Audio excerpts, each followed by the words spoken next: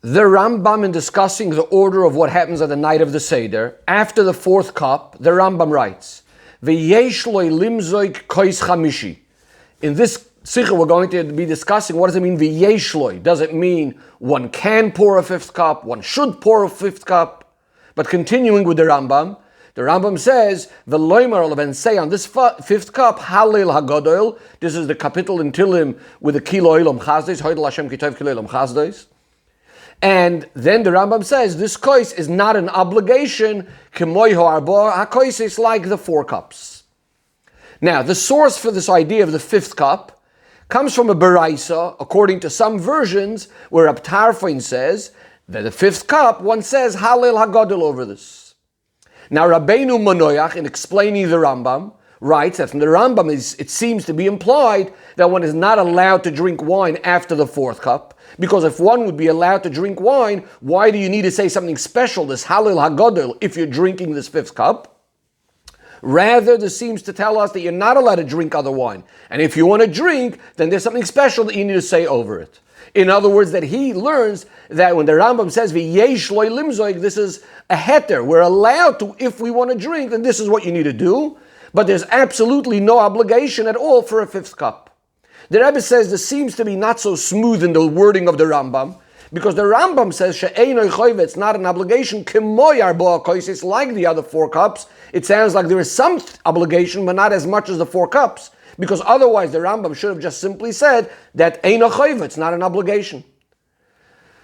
The truth of the matter is, this is what the Ran learns in the words of the Rambam, that actually it's a mitzvah min hamuvchar, it is best to drink a fifth cup, it's just not as much as an obligation as the other four. But the Rebbe says, this is also not so smooth, because if that's the case, the Rambam should have written, mitzvah min hamuvchar, it is best to have a fifth cup. From the Rambam, it sounds like there is some sort of obligation of having a fifth cup. It's just not the same sort of mitzvah as the other four. In order to understand this, the Rebbe has a more careful look at the wording of the Rambam. And the Rebbe says that after each one of the other four cups, the Rambam writes that we drink that cup. After the fourth cup, the Rambam says, you say, Boiri Pri Agafen, and Ve'enoi Toyim Achar Kach Klum, and after this cup, you shouldn't be having anything else, you shouldn't be tasting, eating, drinking anything else. Now, when it comes to the fifth cup, the Rambam doesn't say at all that you make a bracha on it and that you drink it, which seems to be implying that you only pour this cup, but you don't actually drink it. And the Rambam himself said clearly you don't have anything after the fourth cup, which seems to be you wouldn't drink the fifth cup. How do we understand this? Says the Rebbe, we brought earlier, the Reb Tarfon is the source for saying Halil HaGodol, for saying Hoydel Hashem Ki Tov on the fifth cup. But in Reb Tarfon itself, there's a number of ways of learning what Reb Tarfon is saying. One way is that Reb Tarfon is arguing on the opinion that you need 4 cups, and he holds that you actually need 5 cups. If that's the case, in order to sort of take this opinion into concern, just to be yoitza according to this opinion, the Rambam will hold that you pour this 5th cup, you say Halil HaGodol on it, but you don't drink it. Where do we find an example in halacha for this idea that you have a cup of wine, you say something over it, and you don't drink it? So the Rebbe gives an example that if one had a meal on Erev Shabbos, and it ended up going all the way till Shabbos, into Shabbos, according to some opinions, you will bench on a kois, but you won't drink the actual cup. You'll have some of it later, but you don't actually drink it after benching. So in our case, when it comes to the dalot koisos, there's 2 ideas. There's one thing of drinking the 4 cups. There's another thing, what you say on each one of the cups. And therefore, again, this first way of understanding is that the Rambam is learning that in order to be yoitza, also according to Rab Tarfon, who holds that you should be drinking a 5th cup, so he says, just pour the 5th cup, but don't actually drink it, but at least we had the idea of the things that we say over it, which is Halil HaGodol. Another way, says the Rebbe, we could learn. The Rab Tarfon actually doesn't even argue on the obligation of drinking 4 cups. Rab Tarfon himself means that you should only pour this 5th cup and not drink it. And that is that this cup is in essence different, a different kind of idea than the first 4 cups. The first 4 cups, on each one you actually say a bracha for itself. First of all, the Boirei Pri Agafen you say for the cup, and also what you're saying in the Haggadah beforehand always finishes with some sort of bracha. You have Kiddush, Then you have, on the second cup, you have the Haggadah, which finishes with the bracha of Asher Ga'alonu. On the third cup, you have Birchas Hamazoin. On the fourth cup, you have the bracha of Yehalalucha, which is called Birchas Hashir. Whereas the fifth cup, this is a total different category. We don't drink it, and the things that you say over it, Halil Haggadah, etc., according to the Rambam, you don't even finish there with a bracha. Says the Rebbe, so now we can understand what the Rambam writes, V'yesh lo limzoik kois chamishi, which the Rebbe is learning that you should actually pour a fifth cup. The Rambam doesn't say mitzvah min hamuvchar. It is the best the mitzvah min hamuvchar, the best way of performing the mitzvah is to have a fifth cup. Because if the Rambam would write that, it would sound like it's part of the same idea of the four cups. But mitzvah min hamuvchar, if you want to do the idea of the koises that Chachamim were establishing, even better, then you have a fifth cup. But according to the Rambam, again, this is a totally different category, this fifth cup. It's not part of the same idea of the four cups. And that's why the Rambam doesn't write mitzvah min hamuvchar. He just says, yesh loy limzoy kois chamishi, you should pour a fifth cup. This is an obligation, but a very different one to the other four.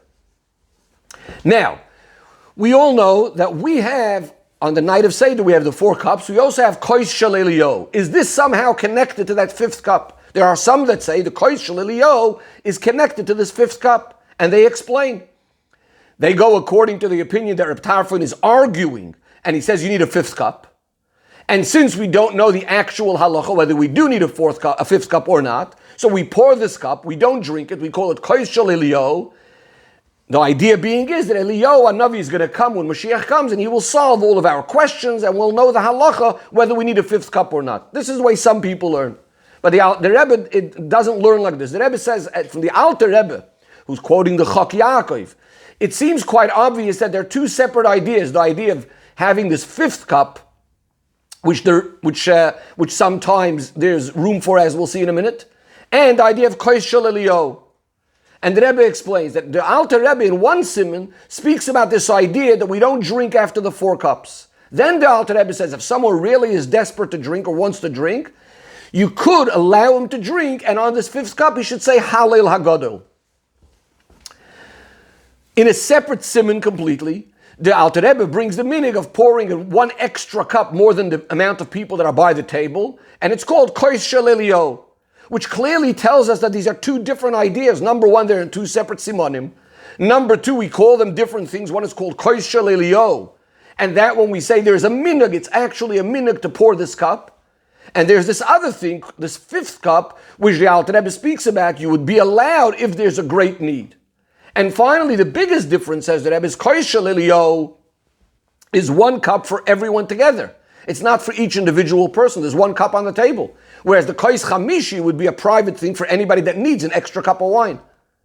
So using this idea, going back to the Rambam, who the Rambam holds that it's not only an allowance for someone that needs, but we said, the Rambam says the fifth cup should be poured, but again, the same idea, it's not one cup for everyone together, as is the meaning by kois shel Eliyahu, but rather it would be for each individual person separately would be this fifth cup. So to understand this more a little bit, al pi chassidus, why is it that these two ideas of the kois chamishi, this fifth cup, or kois shel Eliyahu are two separate things? And in fact, they seem to be even going in opposite directions in a certain sense. How so? In regards to the fifth cup, the Rambam says, as we explained, that he should pour a fifth cup. There's some sort of obligation. Practically, we don't even do that. In Shulchan Aruch, speaking about the fifth cup, it says we could only do it, have a fifth cup and even drink it if it's really, really needed. So again, we have this obligation which stems from the Gemara about a fifth cup, and we don't practically do it. On the other hand, kois shel Eliyahu is something that's not brought in Gemara, not brought in Rishonim, and somehow that became a widespread minhag Yisrael. How do we understand this all? So the Rebbe says like this. First of all, the common denominator between the kois chamishi, the fifth cup, and the kois shel Eliyahu is that both of them we don't drink. According to the Rambam, that is, the kois chamishi we wouldn't drink. In other words, this represents in Avodas Hashem that this is a level that's higher than our avoid of drinking that cup. And that is the idea that we say that it's not an obligation like the other four. In other words, there's the other four, which is an avoida of something that we could achieve, we could bring down. And this one is something that's beyond obligation. This is something, a higher sort of Gili Elikus that's being drawn down over here that's beyond our reach. The same thing is with Kois Shel Eliyahu. This is connected to the Geula, which is way higher than all of our Avodah. But now there's a difference between the two. The fifth cup represents that somehow it's still coming following the other four. In other words, it's a continuation to our Avodah. Meaning to say, once a person did all of his other Avodah in the most perfect way, the whole Avodah of the Seder and all the four cups, etc., now there's a greater Gili of number 5.